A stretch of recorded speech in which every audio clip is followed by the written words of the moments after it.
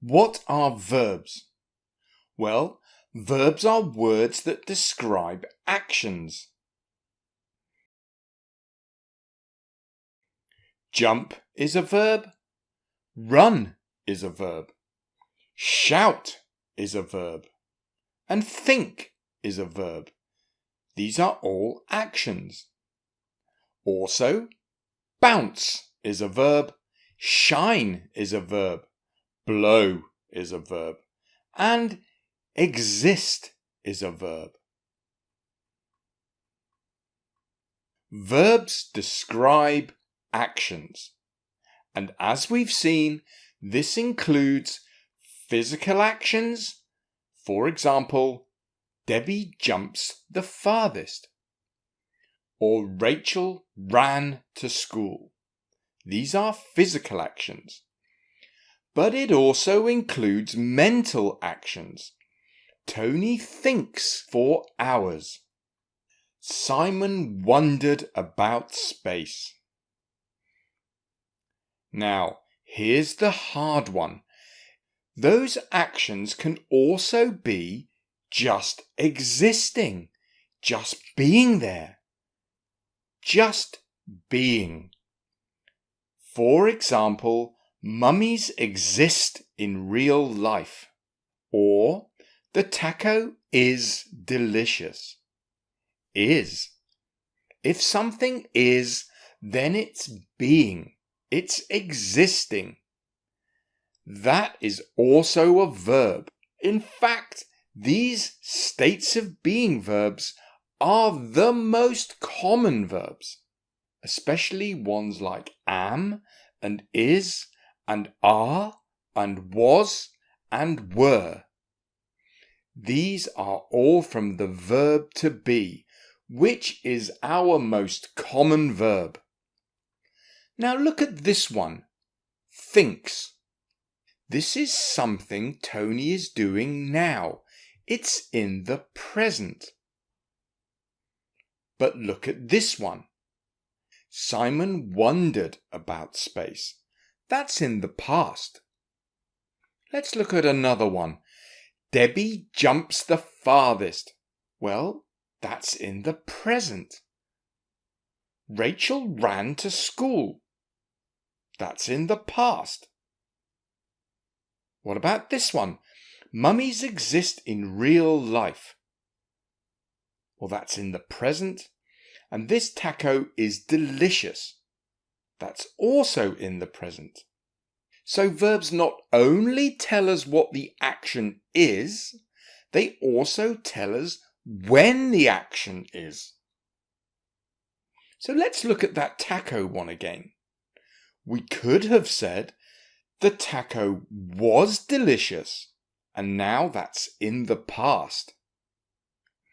Or we could say the taco will be delicious, and that one's in the future. So, verbs can be in the past, the present, or the future, and that is called tense. Let's clear that. So, let's talk a little bit more about tense. The tense of a verb tells us whether the action was in the past, the present, or the future. Let's look at some examples. Let's start with the past. The Pharaoh was angry. Tony argued for an hour. Was and argued are verbs in the past.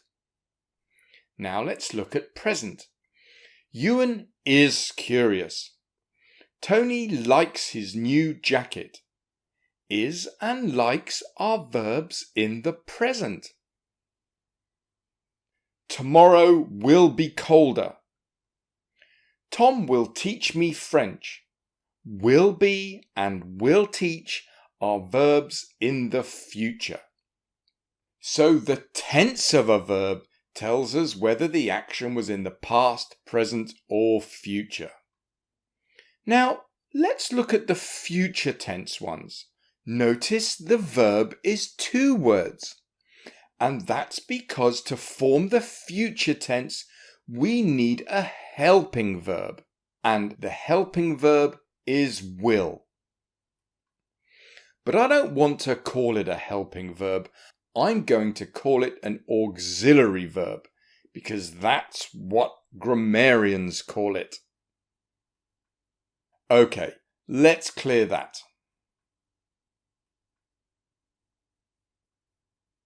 Let's talk a little bit more about tense. Let's take a verb, sell. Sell ice cream, for example.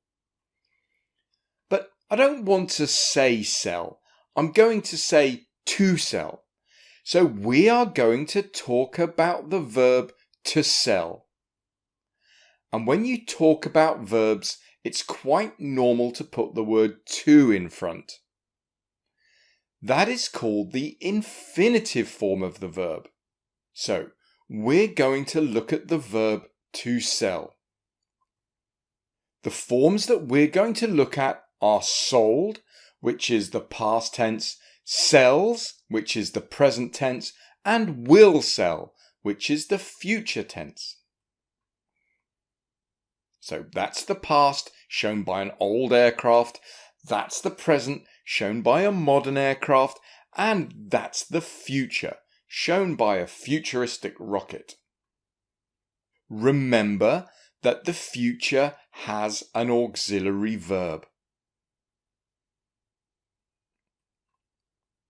So these are the three tenses that we've looked at so far. These are called the simple tenses.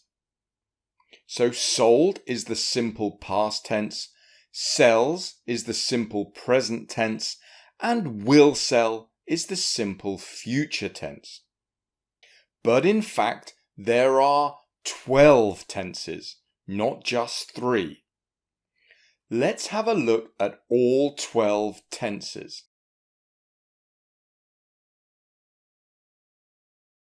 Okay, there is a lot of information there, but don't worry about it. The only thing I want to point out here is that to form the other tenses, we need helping verbs. We need auxiliary verbs.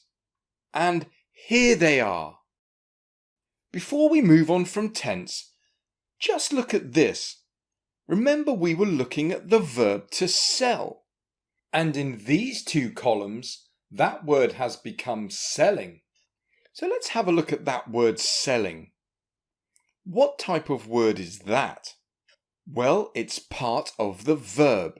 It's part of the verb called a present participle. All present participles end with ing. And that's how you can spot one in a verb. Let's go back to our original verbs and let's look at the present participles for all of these. So jump would be jumping.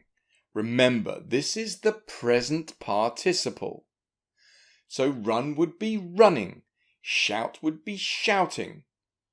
Thinking, bouncing. Shining, blowing. Existing. And remember, we need the present participle to form some of those other tenses.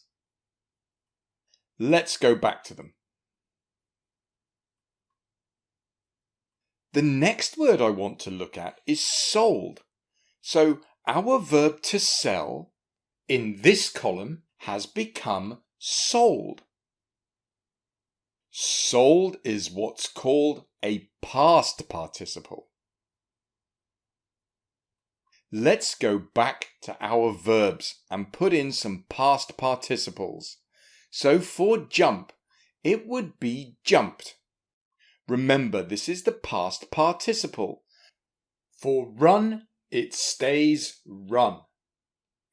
Past participles are quite difficult to form if you're learning English.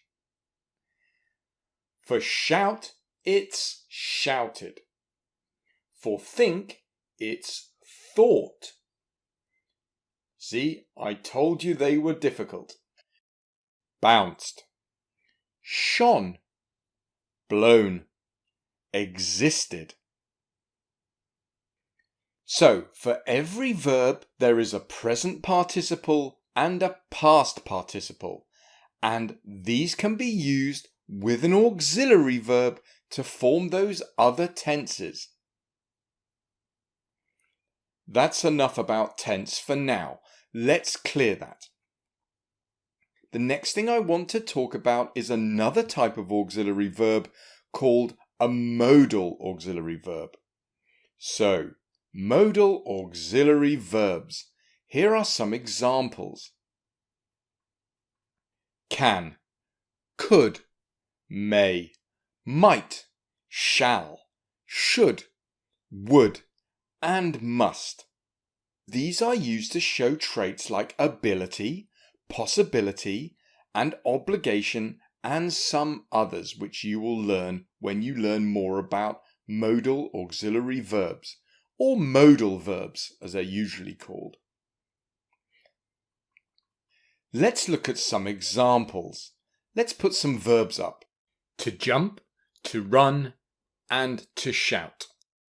Here is an example with to jump. Debbie can jump the highest. Well, jump is our main verb, and can is our modal verb. Can is a modal verb that shows ability. So Debbie can jump the highest. That's her ability. Let's look at to run. Rachel might run home. Run is our main verb and might is our modal verb. This modal verb shows possibility. Next, let's look at to shout. Shout is our main verb and must is our modal verb. This modal verb shows obligation. Let's go back to our ice cream salesman and just recap what we've learnt.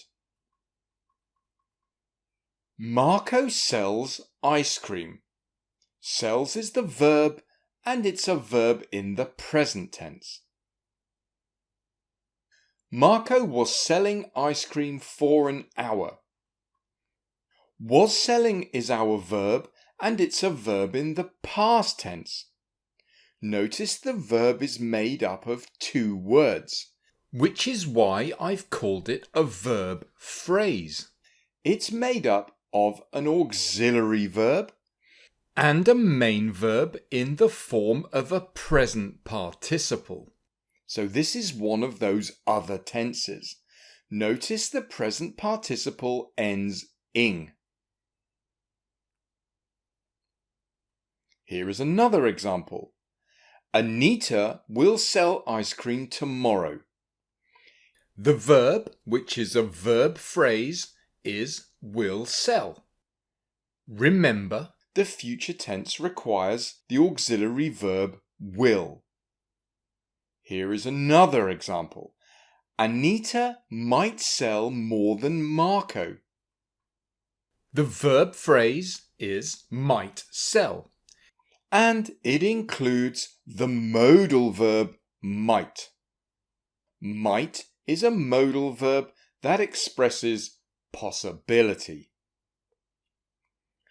Okay, we are covering a lot here. Let's clear that. So we started with the question, what are verbs? And we know that verbs are words that describe actions. Those actions can be physical actions, like to jump, mental actions, like to think, or a state of being, like to exist. And we've covered tense. The tense of a verb tells us whether it was in the past, the present, or the future. We've also covered auxiliary verbs, or helping verbs, And some examples are am, is, was, have, and had. And to form some of those other tenses, not the simple tenses, these are used with participles. We covered present participles and past participles. And we also spoke about modal verbs. And modal verbs express ideas like ability, possibility, and obligation. So this has been a video about verbs, which is one of the 9 parts of speech. Here is a reminder of the other ones: adjectives, adverbs, conjunctions, determiners, interjections, nouns, prepositions, and pronouns. And we have lessons and videos and tests on all of these. That is everything I want to say about verbs. Thanks for watching.